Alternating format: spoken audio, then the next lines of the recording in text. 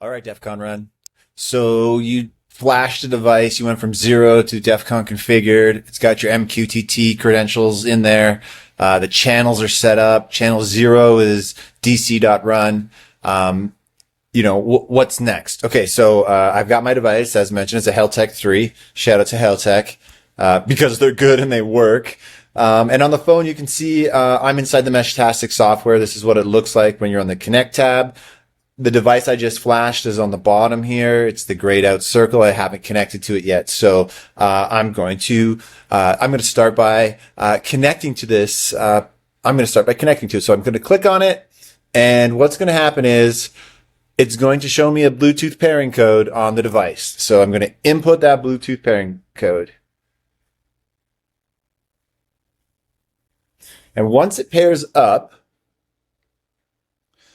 it's going to do a little handshake. Oh, and by the way, let me start by saying, have you restarted your Meshtastic device lately? Give it a reset, just always, because it seems to work better after that sometimes, I've noticed. At least that was the case last year. Anyways, I like to start from a fresh reboot. So I'm freshly rebooted, and I'm connected. And if I check under settings, we can confirm the setup actually landed. So here you can see DC run is the top channel. That is correct. Def Connect, that's the defcon run. You will be able, that's the defcon proper network. You'll be able to chat with folks there, and a couple of extra defcon conference channels. If we give a scroll down to MQTT, we can see that things are enabled, everything's enabled.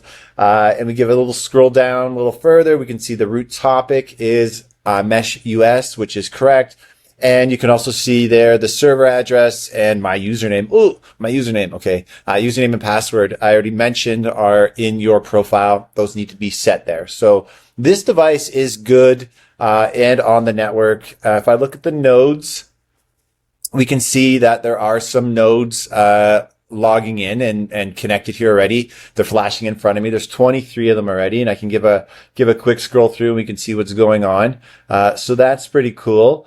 We can let's go ahead and, why would I use this Meshtastic thing anyway? Let's say hello to somebody. This is Emmanuel Goldstein. You can message him, hello. If things are going well, which, sometimes they do, you'll get the green lock and, you'll get this acknowledgement of, the fact that he will not talk to you unless you have that one-time password. So, you got to get that one-time password in order to talk to him.